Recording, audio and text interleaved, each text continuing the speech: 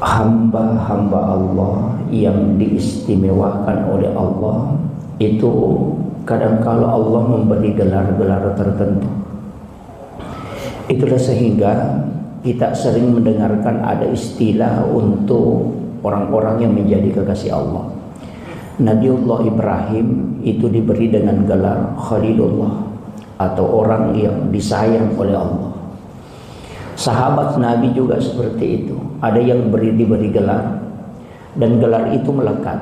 Makanya ketika kita sebut Abu Bakar diberi gelar dengan As-Siddiq karena membenarkan peristiwa Isra dan Mi'raj. Umar diberi gelar Al-Faruq dari kata Furqan karena salah satu sahabat yang memiliki keistimewaan ilmu pengetahuan, ilmu tentang halal haram, itu Umar. Rasulullah pernah menyampaikan bahwa seandainya aja ada nabi yang diutus setelahku, maka Allah akan mengutus Umar. Karena luar biasa Umar itu mengetahui tentang halal dan haram. Sayyidina Ali itu diberi gelar dengan karamallahu wajhah. Gelar itu juga diberikan karena keistimewaan Sayyidina Ali, dia tidak pernah melihat kemaluannya secara langsung. Jadi dia tidak pernah melihat kemaluannya selama hidupnya, sehingga Allah memberi gelar karamallahu wajhah, yang dikeramatkan wajahnya oleh Allah. Nabi Ibrahim itu diberi gelar dengan istilahnya ulama kita, dia juga diberi gelar dengan orang yang selalu memuliakan tamu. Jadi selain Khalilullah juga disebut sebagai orang yang selalu memuliakan tamu. Jadi Khalilullah itu tidak diberikan cuma-cuma. Orang yang disayang Allah itu tidak diberikan cuma-cuma, tapi ada yang menyebabkan dia diberi gelar itu. Salah satu keistimewaan Nabi Ibrahim itu adalah sedekahnya. Nabi Ibrahim tidak akan pernah makan kecuali ada orang yang dia temani. Kadang dia berjalan sampai 3 km itu, berkeliling di tempat itu hanya untuk mencari orang supaya ada yang dia temani makan. Itu Nabi Ibrahim. Sehingga tidak ada makanan yang masuk ke dalam perutnya Nabi Ibrahim kecuali dia bersedekah sebelumnya. Dari situlah orang tua kita dulu ketika dia memelihara kucing, maka sebelum dia makan, maka dia akan persiapkan makanan untuk kucingnya. Karena termasuk itu sedekah. Itu ilmu yang sampai hari ini sebenarnya banyak orang tidak tahu. Karena saya ingin kasih tahu salah satu rahasia, sepertinya ngaji kitab sama guru ulama kita. Dan itu yang membuat saya kadang berpikir bahwa Nabi yang diberikan ujian di luar dari akal itu Nabi Ibrahim. Kenapa? Yang pertama, Nabi Ibrahim adalah Nabi yang dibakar. Jadi Nabi yang dibakar itu Nabi Ibrahim, tapi tidak terbakar. Dan Nabi yang disuruh menyembeli anaknya juga Nabi Ibrahim, tapi itu pun pisaunya tidak bisa makan. Kenapa? Ini nanti rahasia sedekah, Pak. Api itu membakar. Yang membakar itu sifatnya. Ketika Allah mencabut sifatnya, dia tidak akan membakar. Jadi Nabi Ibrahim itu bukan selamat dari pembakaran, tetap dibakar. Cuma api itu yang sifatnya dihilangkan oleh Allah sehingga tidak membakar Nabi Ibrahim. Apa doanya Nabi Ibrahim sehingga tidak terbakar? Ada yang hafal doanya? Hah?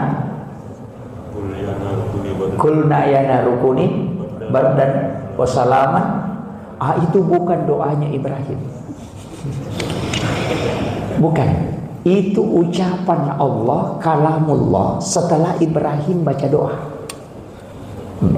Jadi orang sering mengatakan kulna ya narukuni itu doanya Nabi Ibrahim. Bukan. Jadi Ibrahim tidak bilang itu. Itu Allah yang bilang kepada api, wahai api kau dingin, dan dingin yang menyelamatkan. Bayangkan Pak, 40 hari 40 malam itu di dalam api Nabi Ibrahim, tapi dia tidak terbakar. Kenapa? Apa ucapannya? Wah, ini yang harus dihafal ini Pak. Hafal doanya Nabi Ibrahim ini. Kalau naik motor kencang, kalau jatuh insya Allah tidak sakit. Gitu. Itu saya diajarkan itu sama guru tak. Tidak ada yang kau tempati jatuh itu, tidak ada yang menjadi bahaya untuk ketika itu yang kau pakai. Itu pakai selama istilahnya orang Bugis. Makanya Bapak harus hafal itu. Hasbi Allah, ni'mal wakil, ni'mal maula, wa ni'man nasir. Itu yang diucapkan Nabi Ibrahim. Jadi itu doanya. Jadi kalau Bapak mau makan sesuatu dan takut kalau itu menjadi penyakit untuk kita, takut misalnya makan kambing, dia bilang, wah tekanan ini. Pakai itu. Ya, nanti kan ada juga yang lain, tapi saya bahas ini dulu.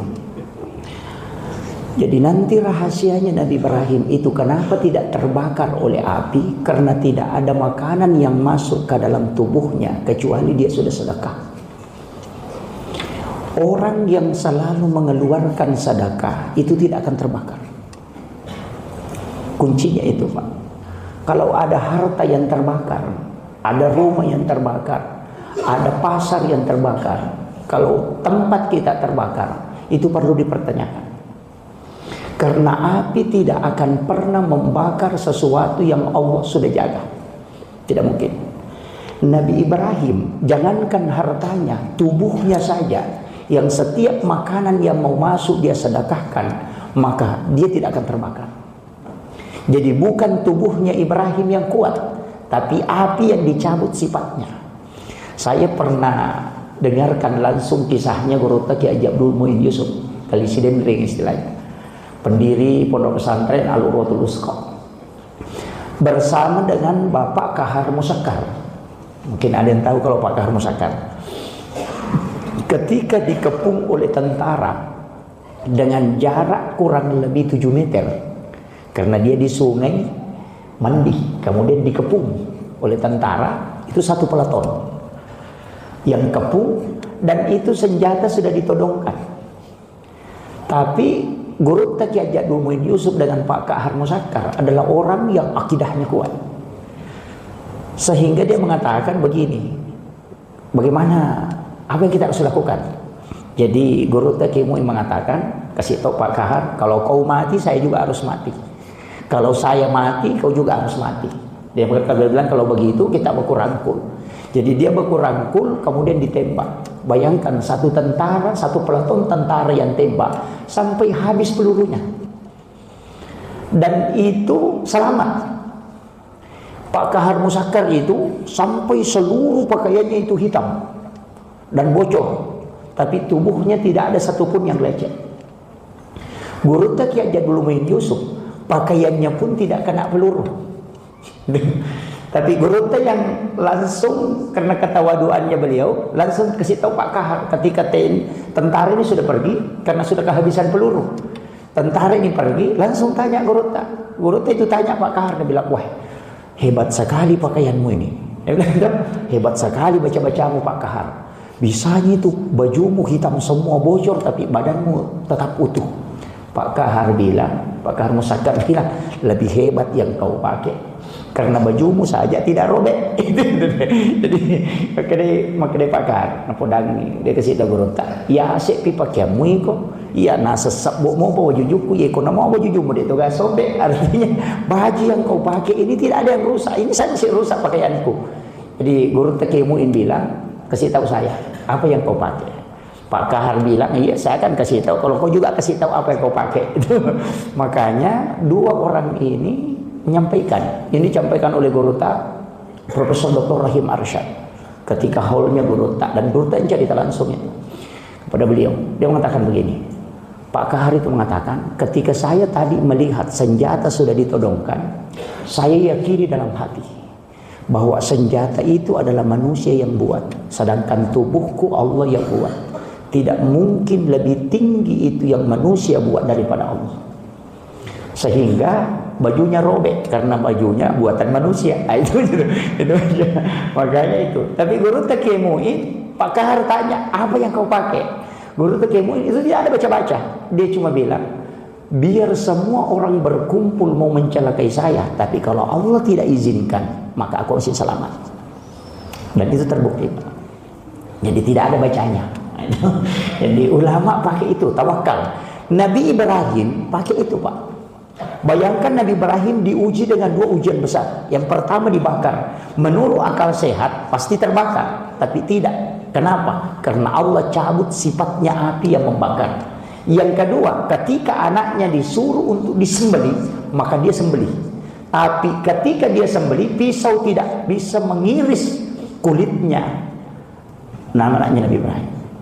Bukan pisau yang tumpul, bukan juga kulit yang kuat, bukan. Karena Nabi Ibrahim sempat dia menggunakan parang itu di batu, dan batu itu terbelah saking tajamnya, Pak. Kemudian dia kembali sembelih baru diganti. Artinya bukan pisaunya yang tumpul, bukan juga kulitnya Ismail yang kuat, tapi sifatnya pisau yang dicabut oleh Allah sehingga dia tidak mengiris. Kenapa? Kalau Allah ingin menyelamatkan orang itu, Pak, gampang sekali. Dari sedekah saya mengambil pelajaran besar, Pak. Kalau ada orang sidrap, orang Sulawesi Selatan, orang sidrap, itu pernah terjadi peristiwa kebakaran besar, itu di Lisa. Kurang lebih 400 rumah terbakar. Ada satu rumah itu di tengah kampung tidak terbakar. Padahal atapnya itu dari alang-alang. Pemiliknya juga tidak ada di rumah, dia ada di Surabaya. Jadi semua rumah kurang lebih 400 itu terbakar. Atap seng, rumah batu terbakar semua. Tapi rumah yang atap alang-alang ini tidak terbakar. Baru anehnya, pohon kelapa yang ada di atasnya itu terbakar. Tapi daun kelapa ketika tiba di atap alang-alang itu padam. Dan satu-satunya rumah yang tidak terbakar cuma rumahnya. Dan orang ini ketika diinformasikan bahwa terjadi kebakaran di Lisa, di kampungnya itu, dan semua rumah habis terbakar, langsung dia bilang, rumahku tidak terbakar. Langsung dia bilang begitu. Dia bilang orang tidak ada, pokoknya habis. Dia bilang tidak, rumahku tidak terbakar. Kalau terbakar berarti Allah menyalahi janjinya. Itu yang dia bilang. Dan ternyata terbukti, Pak. Satu-satunya rumah dari 400, mulai dari Amparita itu terbakar, satu-satunya rumah tidak terbakar cuma rumahnya. Dan amalan yang dia lakukan itu dipraktekkan. Ada, saya ketemu langsung orangnya ini, yang di Kolaka Utara. Dia praktekkan itu karena dia dapat informasi itu dari ulama. Dia sampaikan sehingga dia amalkan itu. Dan ternyata ketika terbakar di pasar, itu rumahnya nempel dengan pasar. Itu atapnya, kabel itu lewat terbakar, pindah ke rumah sebelah terbakar, rumahnya tidak. Bahkan kasur yang dia keringkan di atas atapnya itu tidak terbakar. Itu dia mengatakan, saya sudah buktikan, Pak Ustaz. Jadi dulu itu orang ceritakan bahwa rumahnya tidak terbakar, itu atapnya alang-alang, pagarnya itu tidak terbakar, tapi rumput yang ada di sekeliling rumahnya itu terbakar. Yang di Kolaka Utara ini tadi itu di Beringin tempatnya, dan saya pernah ceramah Ramadan di sana 2 tahun. Itu cerita langsung sama saya, dan saya sudah buktikan, Pak Ustaz. Kabel di atas rumah itu terbakar, dan semua atap yang menempel ke rumah saya itu, yang nyambung ke rumah saya itu tidak terbakar. Yang tapi rumah sekelilingnya terbakar, dan kasur yang saya keringkan di atas atap itu tidak terbakar. Bayangkan, Pak. Dan itu dia lakukan. Apa yang dia lakukan, Pak? Ini agak sulit kalau orang tidak anukan. Beliau itu mengatakan begini, memang agak berat, Pak Ustaz, tapi kalau bisa lakukan itu terbukti. Dia sebelum membeli rumah itu dia sudah keluarkan 2,5% uangnya. Dia memang tidak hitung zakat, tapi dia keluarkan 2,5 dengan alasan ini tolak bala. Setelah dia beli kayu rumah itu, setelah tukang sudah kerja, dia keluarkan lagi 2,5. Dan setelah dikasih berdiri itu rumah, sudah dibangun, berdiri utuh, dia keluarkan 2,5 lagi. Baru setelah dia tempati, dia hitung semua total isinya yang ada di dalam, beserta dengan perabotnya, baru dia keluarkan 2,5%, baru dia tinggalkan ke Surabaya. Dan terbukti itu tidak terbakar. Apa kaitannya tadi dengan kisahnya Nabi Ibrahim?